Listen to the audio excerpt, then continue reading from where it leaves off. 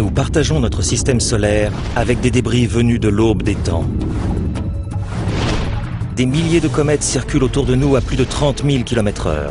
Elles sont presque impossibles à détecter. Avant d'être chauffées par le Soleil, elles sont plus noires que du charbon. Les scientifiques sont décidés à percer leur mystère. Les comètes sont la clé qui permettra de comprendre comment notre système solaire est né.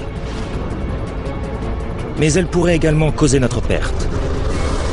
À travers le temps, ces corps célestes ont balafré les surfaces de toutes les planètes.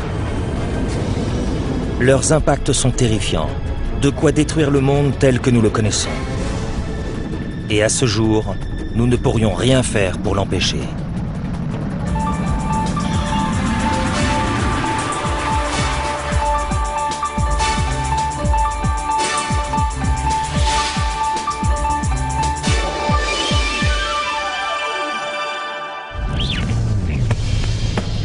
Le système solaire. 8 planètes qui tournent autour d'une étoile centrale, le Soleil. Nous avons un temps cru que l'ordre y régnait. Mais il arrive que l'harmonie de la voûte céleste soit perturbée par une étrange lueur qui la traverse. Une étoile maléfique, un présage funeste, une comète. Mais les faits qui se cachent derrière ces phénomènes épisodiques recouvrent une réalité qui dépasse la fiction. Des comètes sillonnent notre système solaire depuis sa création, il y a 4,6 milliards d'années. Elles ont contribué à façonner le destin de notre planète. Et aussi bizarre que cela puisse paraître, sans elles, nous ne serions peut-être pas là. Les comètes contiennent les matières les plus primitives du système solaire. Elles sont là depuis 4,6 milliards d'années et ce sont les archives de ce qu'était le système solaire. Les comètes peuvent nous aider à comprendre quelle est notre place dans l'univers. Les comètes donnent, les comètes reprennent. Elles peuvent à la fois créer et détruire la vie. Cette vision peut surprendre, mais certaines preuves attestent de son bien fondé. Et une chose est sûre, tout objet céleste d'1,5 km de diamètre qui s'écraserait sur la Terre à plus de 30 000 km/h provoquerait des troubles majeurs. L'exemple des dinosaures permet de se faire une idée des dégâts qu'une comète peut causer. Il y a 180 millions d'années, les dinosaures dominaient la planète. Leur règne a duré 140 millions d'années, puis de façon soudaine, ils ont disparu. La plupart des scientifiques pensent que leur extinction fut le résultat d'une énorme collision survenue il y a 65 millions d'années. Une comète ou un astéroïde de 10 km de diamètre aurait heurté la Terre à plus de 30 000 km/h. L'impact initial est 5 milliards de fois celui de la bombe d'Hiroshima et tue tout ce qui se trouve dans un rayon de 500 km. D'immenses raz-de-marée se soulèvent aux 4 coins du globe. Le choc génère de violents séismes et des éruptions volcaniques. De terribles incendies se propagent sur d'immenses étendues. 1 billion de tonnes de débris est envoyé dans l'atmosphère et masque le soleil. Les températures baissent brusquement. Les grands herbivores et les grands carnivores succombent, suivis par le plancton et les reptiles marins. La comète a été dévastatrice. Ce processus intrigue le planétologue Carl Ellis. Les dinosaures ont dominé la Terre durant une période allant de -120 à -65 millions d'années.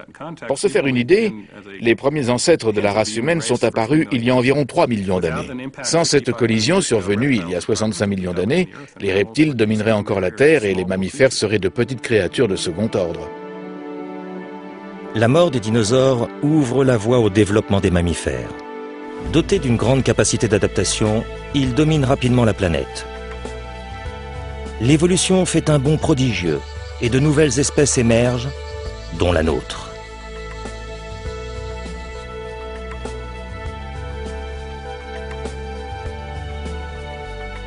« 65 millions d'années se sont écoulées depuis la dernière extinction de masse provoquée par une comète, mais les scientifiques estiment qu'un jour ou l'autre, la Terre sera de nouveau frappée.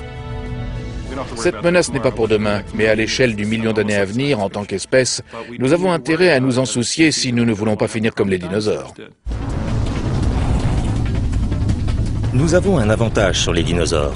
Nous sommes intelligents, du moins suffisamment pour étudier notre ennemi. Et nous avons dévoilé des secrets scientifiques dissimulés depuis la naissance de notre système solaire. Nous disposons aujourd'hui de technologies capables d'envoyer dans l'espace des satellites pouvant intercepter les comètes, les percuter ou même se poser à leur surface. Mais certaines des plus anciennes et des plus révolutionnaires recherches sur les comètes furent effectuées à l'aide d'un simple télescope en bois. Au XVIIe siècle, l'astronome Edmond Halley suit les mouvements de ces astres. Il calcule avec exactitude qu'une comète observée en 1682 a voyagé autour du Soleil sur une orbite elliptique très allongée et revient tous les 76 ans. Les recherches de Halley révolutionnent la science des comètes, mais il n'a toujours aucune idée de la provenance de ces astres étranges.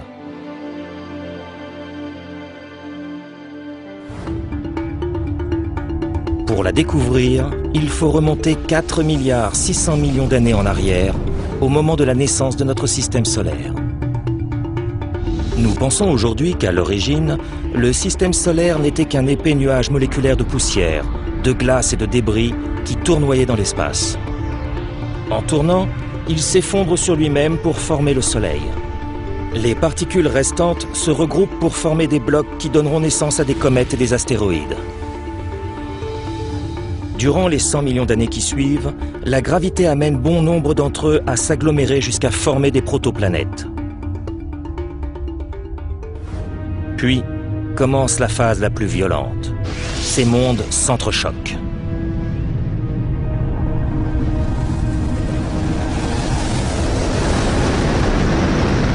Au final, il ne restera que 8 planètes. L'une d'elles est la Terre, qui n'est encore qu'à l'état d'embryon. Les comètes qui ne s'incorporent pas aux planètes sont rejetées à la périphérie du système solaire par leur force de gravitation.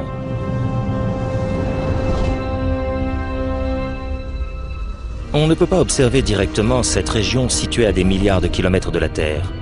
Mais après avoir étudié les orbites de milliers de comètes et enregistré comment elles entrent et quittent l'espace proche, les chercheurs pensent qu'elles doivent venir d'un immense nuage sphérique